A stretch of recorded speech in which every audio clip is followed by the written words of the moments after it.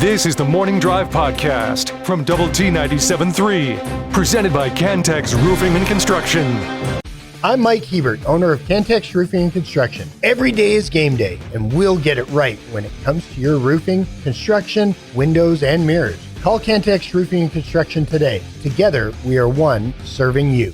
Hey, good morning. Welcome to Friday. Welcome to the eve of college football for the Texas Tech Red Raiders with Brendan Riker, who's in for Jeff McGuire, and Jamie Lent. I'm Chuck Heinz. It is great to have you with us on this Football Friday as we get you ready for high school games tonight, the college games tomorrow, recap the games from last night. And oh, by the way, the Cowboys made a little news yesterday. We'll get to all of that. We come to you from the First United Bank studio and look forward to your thoughts and comments. Score predictions for tomorrow's game on the Yates Flooring Center chat line. Go to doublet973.com for that, or the mobile app. The Visual Edge IT hotline is open too at 806-771-0973. Jamie, we're 35 hours and 58 minutes away from kickoff here at Jones Stadium. Can't get here soon enough. Cannot get here soon enough. And we look forward to all that's going to transpire tomorrow as Texas Tech takes on Arkansas Pine Bluff. Our Optimum Game Day live coverage begins at 7 a.m. Take you all the way up to the kick. And then after the game, it's the Double T 97.3 Coors Light postgame show from the Overton Hotel and Conference Center. We invite you to come by and see us. So as you sit here on this eve of college football for the Red Raiders, anticipation never been higher. Expectations never been higher. And just kind of, now you get to kind of bask in it a little bit, and then tomorrow you roll it out and see a little bit about what you got. Yeah, expectations, no question, have never been higher. There's no doubt about that. I don't even think there's even an argument or of another year where you expected greater things than you were expecting this year. So that definitely changes the vibe, the feel, whatever. But I think the fans are definitely excited about it. I mean, It's always more fun to win, so when you expect to win, that should give you a pretty good vibe. Yeah, they announced a sellout yesterday for Arkansas Pine Bluff, so that's good. So that's two games that are sold out and should be packed house tomorrow at Jones Stadium for that 6:30 kickoff. So it'll be fun. You really just don't know a whole lot about what you got that you're facing. You know, you're facing a team that turned over its roster quite a bit. A team that's obviously way down the pike, didn't spend anywhere near. I mean, if they spent six figures on one player, that'd probably be huge. Probably more like 5 figures on one player would probably be huge, and then that we're probably looking at 10, and then you're looking at $55 million. So I mean, it's the old Goliath versus whomever in this one. David, thank you. Thank you. I just couldn't get his name in my head. David, right? David. Huh? I probably should crack that thing open. Goliath have all those stories in versus the Golden Lions.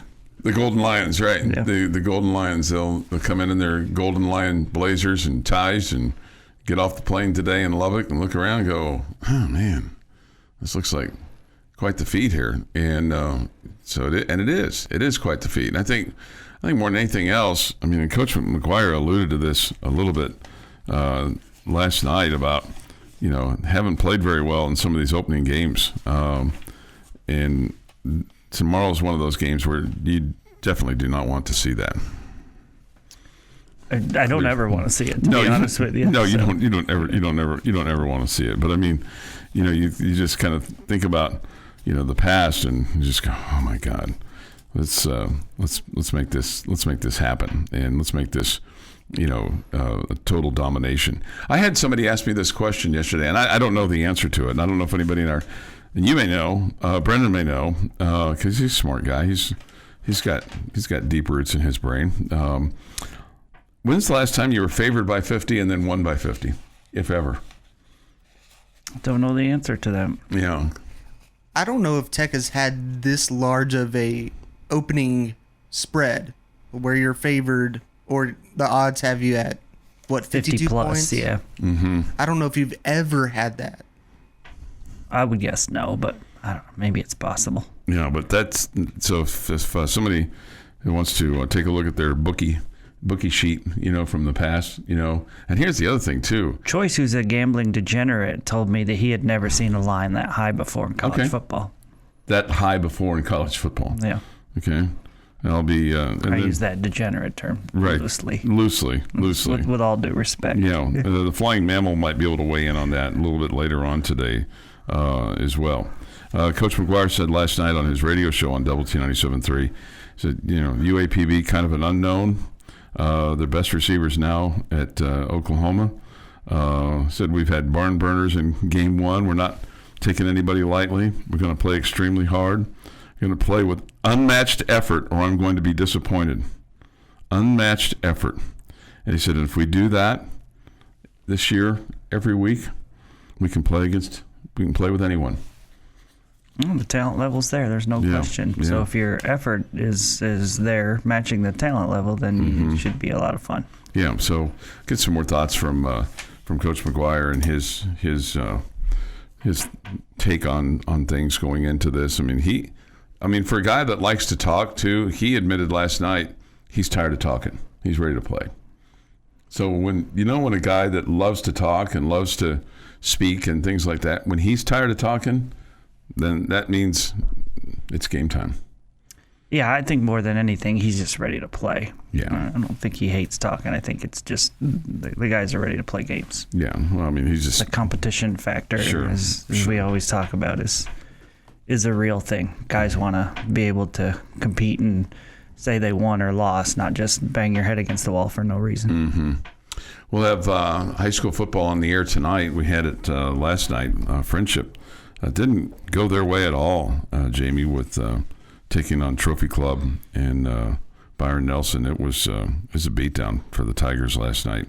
And so that's not obviously not the way you want to start it off. 30-7 was the final last night. Lubbock High tried to make a comeback.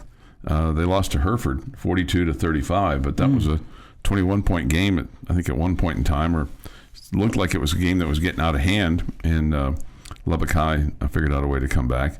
The one score that surprised me last night, and we don't, hardly ever, unless somebody is like, kinfolk to somebody, and I don't use that word very often, give a JV score, but this one surprised me.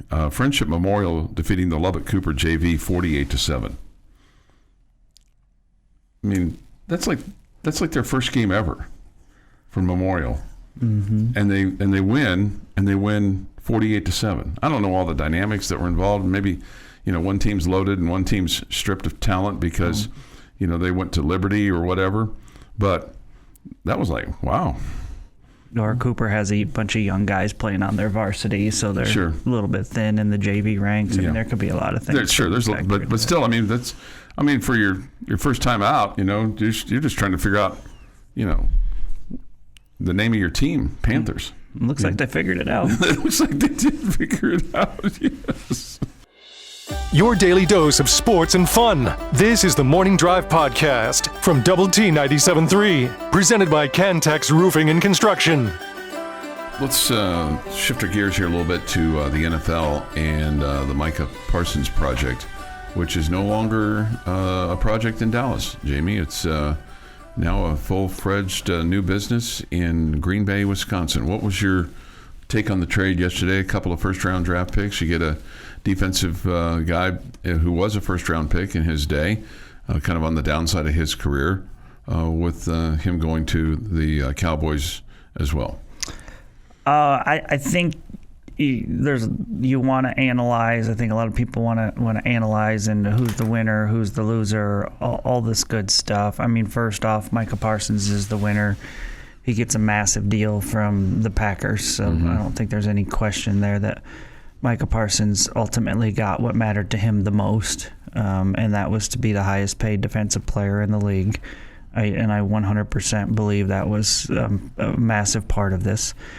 I think there are certain times where it's unfair to judge the team that's trading a guy because this dude had become just such a huge distraction. Mm-hmm. He's proven over the years not to be a very good teammate.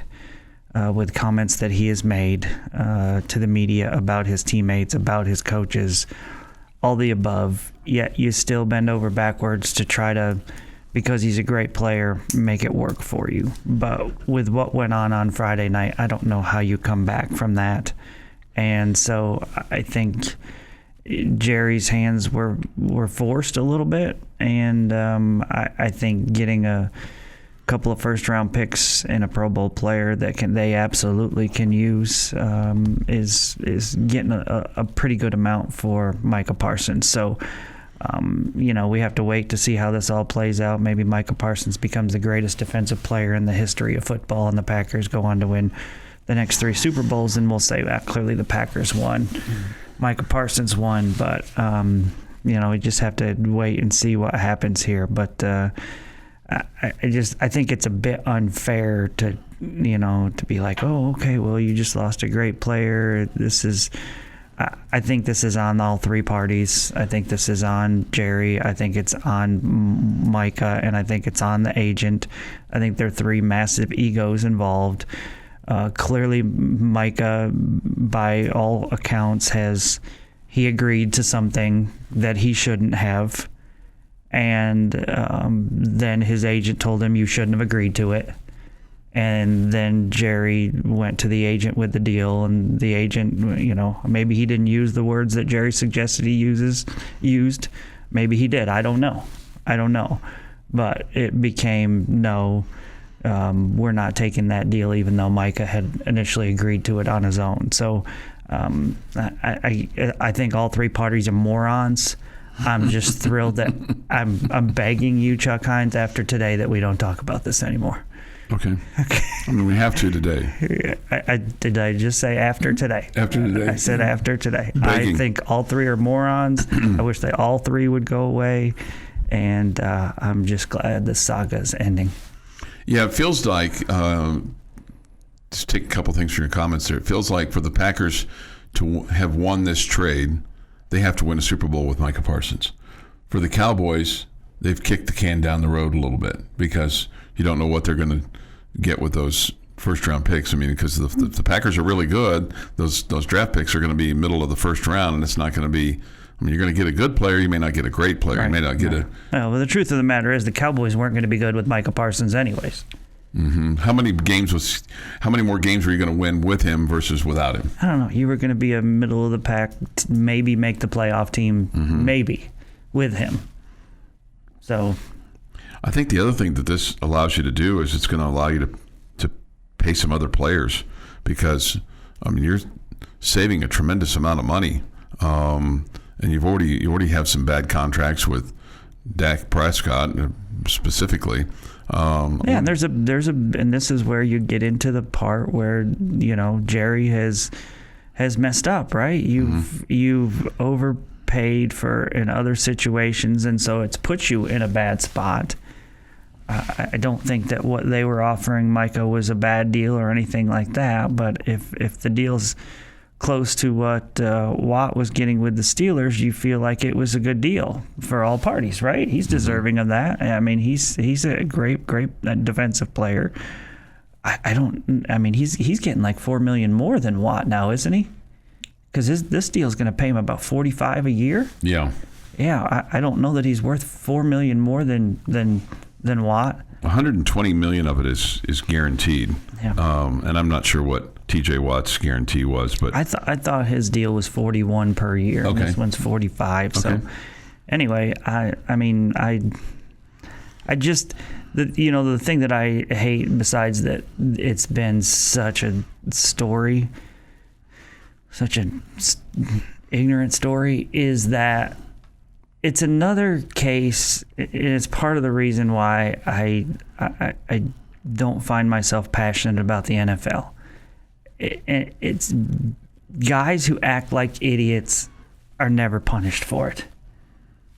What he did on Friday night was ridiculous. Ridiculous. And to the point that the Cowboys said, okay, we'll listen to offers now. We can't deal with this guy. Yeah, he crossed the line. And there's always somebody else that says, we don't care how bad his character is. We don't care. We don't care what Tyreek Hill has done. We don't care what Ray Rice has done. We don't care. We'll bring him on. UCLA is always out there. We don't care what kind of an idiot this quarterback was at Tennessee. We'll take him. Nobody cares about character. All I care about is winning. And so the Packers are like, yeah, he was a complete idiot. Yeah, bring him on. We'll take him. And let's face it, if Ray Rice had been a little bit earlier in his career and done that, he would have played again in the NFL, because his skill level couldn't overcome the noise that he was going to generate bringing back. Yeah. But if he had been a better player, he would have come back. Yeah. And that's the only reason he's not playing. I mean, Micah Parsons acted like an idiot, and the Packers are rewarding him for it. Yeah. Jerry said, I really like Micah. I appreciate the 4 years we had him here. He's a great player. There's no question. I could have signed him in April. To have agreements, all parties have to agree. That was by design. There's not an ounce of vindictiveness. Well, it'll be interesting to see what the Cowboys are able to do with those draft choices. And I also feel like, because it's Jerry involved here, that Jerry has heard enough media members ragging on him for always losing these battles with these players, that he's like, I'm not losing this one. I'm going to show everybody I'm not going to lose. I'm not going to give him exactly what he wants. It's just dumb. The Morning Drive podcast from Double T 97.3 is presented by Cantex Roofing and Construction.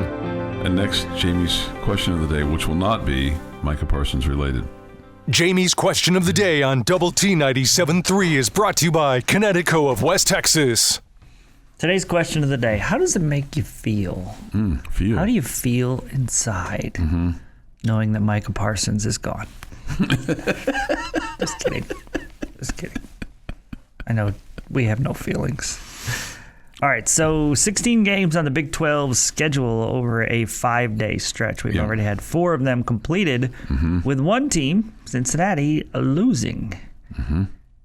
3 games tonight, 8 games on Saturday, 1 game on Monday. How many more Big 12 teams will lose? And who is the one you think is the most likely to lose? Okay. I think the one most likely to lose is the team that I picked to get to the Big 12 championship game. But I think Auburn is likely to beat Baylor. I think North Carolina is a candidate to beat TCU. So I think TCU is potentially going to lose too. So I feel like at this point in time, West Virginia's going to win. They play Robert Morris. Iowa State's going to win. They play South Dakota. That's 2. K-State's going to win. They play North Dakota. That's 3. Tech, 4. BYU plays Portland State, 5. Northern Arizona plays Arizona State. That's 6. Hawaii plays Arizona. That could be I'm going to pick Hawaii there. So that's still at 6. Utah and UCLA. That's 7. I'll say 7 Big 12 teams will win. Did I ask how many would win? I asked how many would lose. But listening is sometimes a challenge. So North Carolina's going to lose. So Arizona's going to lose, and Baylor 3. Okay. 3 are going to lose. Our math was way off. Because you still have 12 games remaining. I know those other teams are going to win. So you were saying 7 were going to win, 3 are going to lose. So I guess 2 are going to end in ties. No. So 3 is your number. 3 is my number. And the most likely team to lose? Baylor. Okay. I'm going to say 2 for the rest of the weekend. I think Georgia Tech's going to beat Colorado. I think that's a better Georgia Tech team, and that's a Colorado team that's going to have to answer some questions after losing some key pieces last season. And then I also think Arizona's going to lose to Hawaii. I think Hawaii is going to pull off the upset. I don't think Arizona's a good football team at all. I don't have any faith in them to compete in year 2 under Brett Brennan.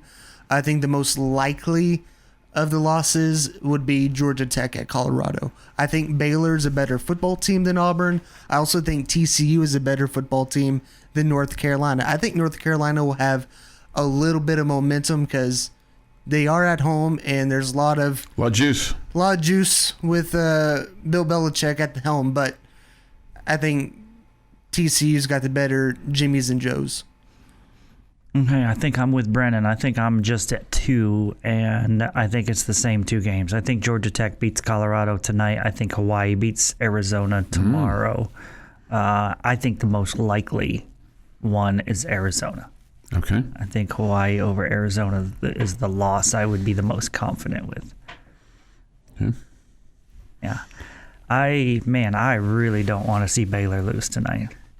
Who's the team that you like? If you just kind of put all your Big 12 feelings aside and how it's going to help Texas Tech for the other teams winning aside, like who's the one team that you'd say, I hope those dirty, lose?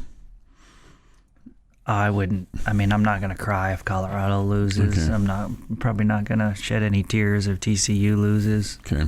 Yeah. I mean, I really don't want Baylor to lose. I feel like the conference, Baylor is picked to be, depending on what you're looking at, the top 4 or 5 in this conference. Auburn is picked to be bottom 5 or so in the SEC. If the Big 12 can't win that game at home, it's so much of the argument that the SEC throws at us about how deep their conference is, and all the Big 12 fans are like, well, you're just top heavy. You got 4 or 5 good teams. Well, if one of our top 5 loses to one of their bottom 5, kind of shuts us up a little bit, doesn't it? Yeah. No, you're not wrong about that. So we need Baylor to show up and win tonight. Do you have anybody that you have like extreme hatred for or dislike for that you would say, if they don't lose, I'm not crying to my Cheerios tomorrow morning? I really can't stand TCU, but the weird thing is it's kind of similar to what Jamie's talking about with Baylor and Auburn is I think college football in a broad scope views the Big 12 and the ACC kind of as the same. And I think TCU and North Carolina are kind of 2 teams about the same where they are in their conference. TCU maybe a little more top in the Big 12 than North Carolina is in the ACC. So if TCU doesn't win that, you might have that thrown back into your face. So I'm not going to lose any sleep if TCU loses Monday. But I think it would be another good thing for the Big 12 to see TCU beat North Carolina. I'm different this year than I've been in years past, and I've said this all along. When it got to the point where it was going to affect the Red Raiders, and would they get into the college football playoff, and would it help in their seeding and all that, when it got to that point, I'll start rooting for these other teams. I think we're at that point. And so I'll be rooting for every one of these Big 12 teams to win. Every one of them. I want them to win every Big 12. I want every Big 12 to win in every non-conference game they play. And it's probably big for Utah to have a good showing at UCLA. Yeah, absolutely. Somebody said on the chat line that's a game that I don't think UCLA is very good, so I'm still pretty confident Utah will win that game. But you're right; it's another big one. It's another big one. But this person said, "I think UCLA will surprise Utah." You think so? That's what this guy says. Yeah. I'm not saying that, but well, I hope that's not the case. But again, if it happens, I'm not crying over Utah losing. Brennan, are you a fan of Cheerios or no? I like Cheerios. Okay. I'm more of a cinnamon toast crunch guy. Really? But I'll do Cheerios. Jamie, Cheerios or no? Yeah, they're fine. Okay. They're fine. They're not my favorite, but they're fine. There's always a box of Cheerios in our house, or at least there better be. Where else? No, I'm just kidding. But there's always a box of Cheerios. I think I bought the last box of Cheerios. I think. This is the Morning Drive Podcast from Double T 97.3, presented by Cantex Roofing and Construction. Good morning with Jamie Lent and Jeff McGuire is out. Brendan Riker is in for Jeff today, so glad to have Brendan with us today. We'll make predictions at 8:30 with upon further review and bold statements this morning at 8:45. So we'll have some real scores or real games. Not that the others were fake, but It's a college football games that we're going to focus on. It's good upon further review since we're kind of there. So last night on Red Raider football with Joey McGuire, he was asked about non-conference, and he said he wants to play LSU, he wants to play Nebraska, he'd love to be in a home and home with Texas A&M, and I think the other thing he said. I know the other thing he said, which I thought was great, was he doesn't want to play them like 10 years apart. He wants to do it like back to back. Yeah, I think he was asked the question, I mean, like in dream scenario, who would you want to play and how would you want to do it and all that. I don't. It's not like he's advocating to give up a game, right? Yeah, I don't think he's making any plans for any of these things. He was just like, sounds like it was Jamie's question of the day kind of a deal. Yeah, right. Yeah. Right. I don't think any of what he said is based in likely reality, unfortunately. But it was fun to hear that he sounds a lot like us. Like he wants the cool matchups. He would love to go home and homes, and he would love. I think he makes some sense because you're talking about, you play one team one year, you want to play them the next year, right, to try to get revenge or whatever. Yeah. When you play it 10 years later, it's a completely different team, and right. There's not the rivalry or the hatred from the previous year. So, I mean, that just doesn't do the same thing. He is really in touch almost at the beginning about this, about one of the big things that really was huge for them in the offseason was being able to retain their core. I mean, and you retain their core by, probably increasing the amount that you paid them and providing all the things that you're providing and the opportunity to win at a big level. But Baron Morton, Caleb Douglas, Coy Aiken, Bryce Ramirez, Jacob Rodriguez, obviously. Yeah. Sheridan Wilson, who he called he said there's no more improved player on offense than Sheridan Wilson. That's a big thing because he's your center, and he's the guy that you want, kind of directing traffic there on that offensive line. And then there's probably no more position group that we need to improve than the offensive line, and that's not fair. Defensive and backfield, would be. That was pretty rough last year. Yeah, he's talked several different times at different venues about how Mac Brown helped Texas Tech get Howard Sampson, and if Gus Malzahn hadn't left UCF, Lee Hunter wouldn't have left there to come here, and how Gus Malzahn helped Texas Tech get and land Lee Hunter. So now what you have to do is you got to put all this together, and they're saying all the right things, and I guess you'll know once you start playing games that are of real substance, and that's going to be down the line. That first game of real substance really is going to be at Utah, right? In your mind? Yeah. And so you have these first three games to gel your chemistry on the offensive line, which he said that you felt like that you needed to do. There's probably some of that needs to take place along the defensive line as well. Just knowing how this guy's going to react to this, or how this guy's going to do this, and then how you're going to be able to rotate things, because if depth is a strength of this team, then we should see multiple combinations tomorrow, right? Yeah, surely.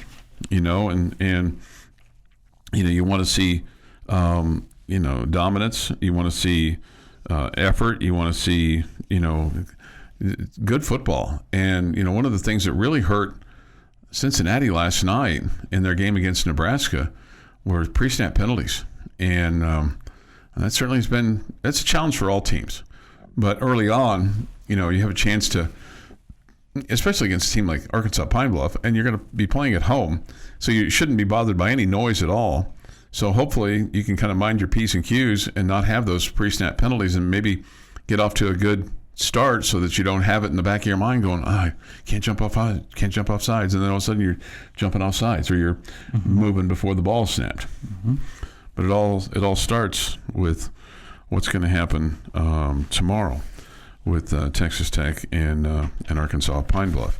Coach McGuire did say he did bring up some new guys And so it's going to be fun to watch a guy like Leighton Stone to see what he can do from a kick return standpoint, or maybe he gets to play some at a receiver spot, late in the game.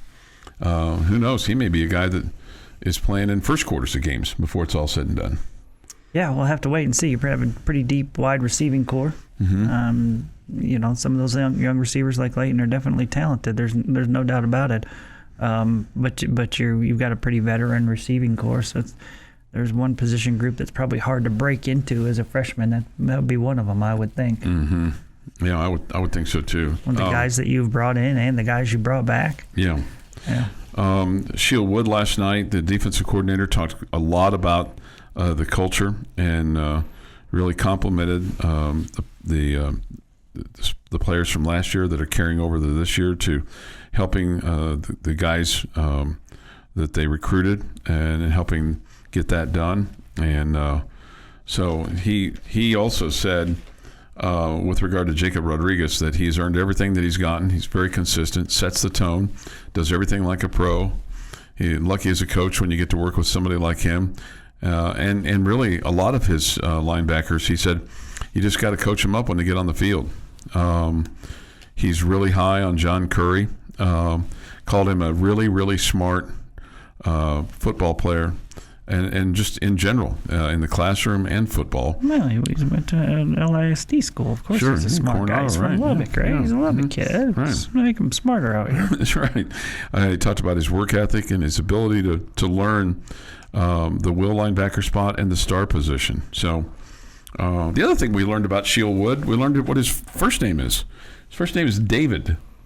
David Sheil Wood Jr., named after his dad. Sheil is his paternal grandmother's maiden name. And apparently there's a Sheil Lake somewhere in Scotland. Yeah. So that was pretty cool. Mm-hmm. That was pretty cool. All right. 8:10 this morning. Score prediction. We also learned that he's still intense. He is very intense. Yeah. There's no Mickey Mouse with him, is there? Man alive. I'm a fan. He's straight laced, down to business. I like it. There's no wishy-washy, chop suey, Arkansas, Cheerios, not knowing who David is, in that guy's mind. He's straightforward. The Morning Drive podcast from Double T 97.3 is presented by Cantex Roofing and Construction. Jamie Lent and Brendan Reicher's in for Jeff McGuire this morning. I'm Chuck Heinz. It's nice to have you with us today. Jamie, this came out from it didn't forward like I wanted it to. All right, I'm going to ask you another question. My other question for you was, okay, so some people have put some scores up like Arkansas playing both getting 10 points. Okay. Would you rather see them get 3 field goals or a touchdown and a field goal?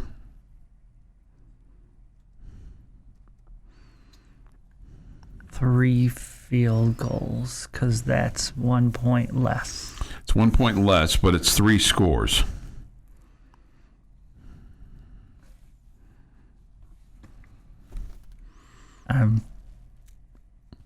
Well, it's 3 scores versus 2 scores. No, yeah, I get it. Which would you rather? The three field goals keeps them out of the end zone, but or it's just 2 scores if it's a touchdown and a field goal. Right. So one is 3 drives that I heard that all 3 field goals came after we turned the ball over on our end of the field. Okay.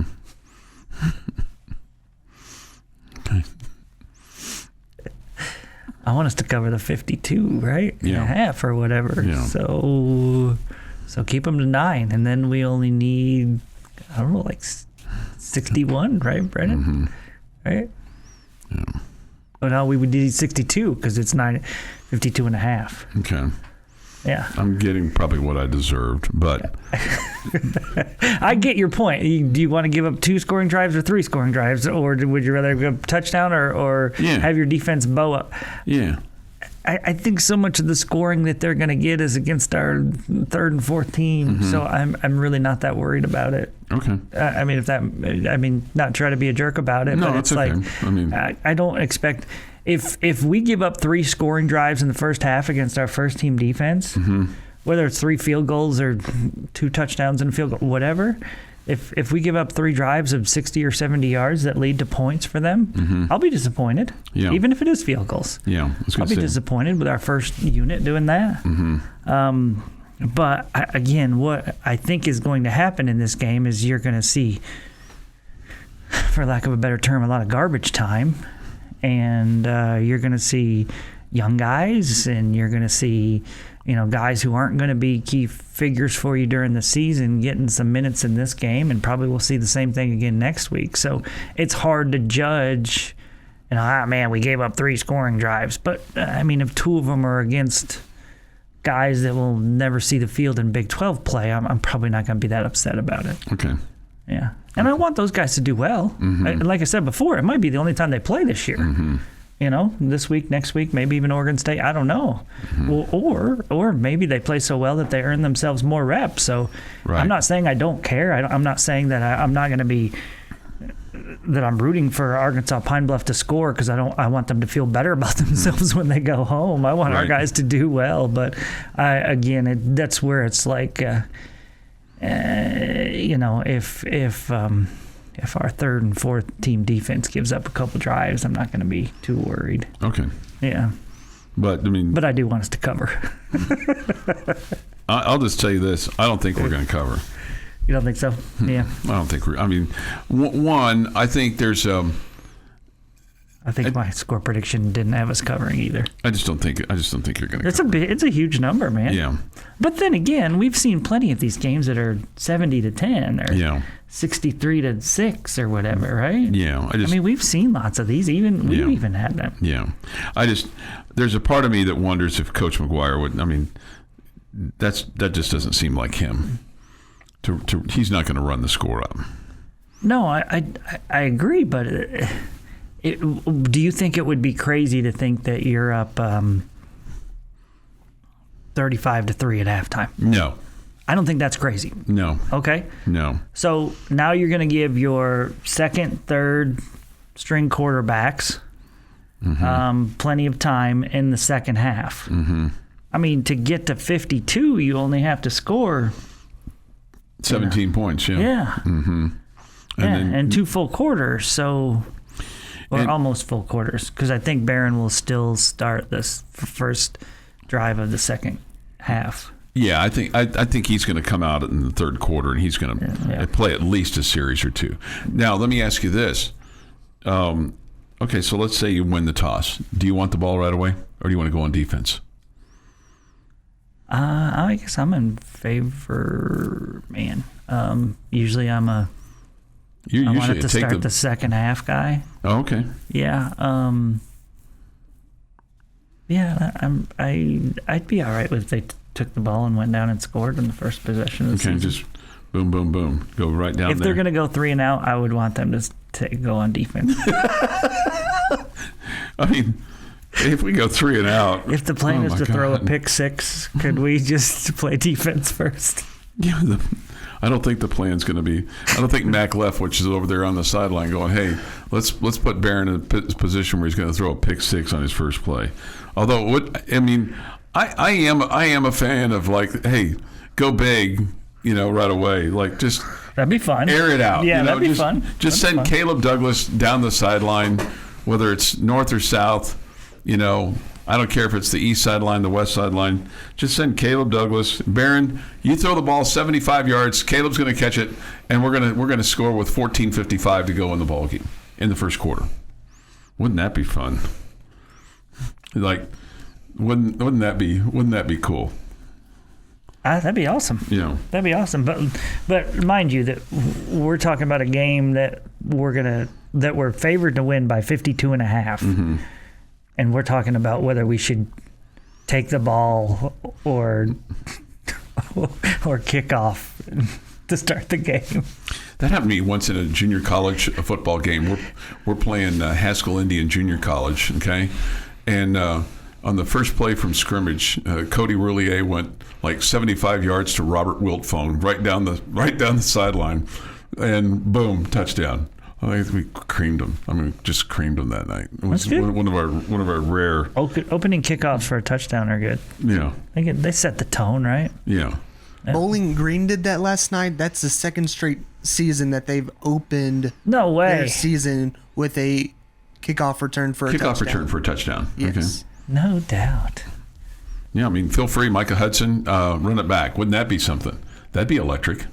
That would be electric. You know, it'd be one of those, oh, what an auspicious start, right, to the season. And then on Monday or Tuesday, we'd be sitting here going, man, Micah Hudson, Barron couldn't get any passing numbers because he kept returning them for touchdowns. Feel free to use that on your fine broadcast tonight. If somebody does something like the first play from scrimmage, what an auspicious start! That'll make you sound like really smart, Brennan. Auspicious.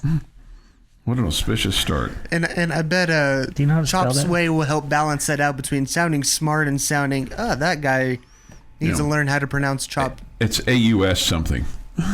Auspicious. What an auspicious start. Conducive to success, favorable. Yeah, see? There you go. What an auspicious start. I would probably just, simple Jamie. I'd be like, what an awesome start. That's how you start a football season. Or let's freaking go. Let's freaking go. Okay. Let's see. Good morning, guys, from Santa Rosa, New Mexico. I want to remind the Red Raider fans that go into the game tomorrow, throw your TT is up, not out to the field. I'd like to have a great weekend, guys. Go Red Raiders. That's from Pepsi Man. Okay? Pepsi Man. It seems the chance of rain is diminishing for Saturday. I won't mind a little rain if it comes. I hope there are no lightning delays. I'm with you on that. Yeah, I'm seeing less rain because Paul was like, can't remember the last time there was this much rain. Hey, Paul, have a sunny sky over your head, man. It's going to be just fine. This has been the Morning Drive Podcast, presented by Cantex Roofing and Construction. Check out our library of Double T 97.3 podcasts at doublet97.3.com.